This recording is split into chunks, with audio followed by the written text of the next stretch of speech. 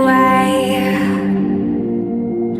I wanna hide with you, but I can't escape. They say it's your own choice.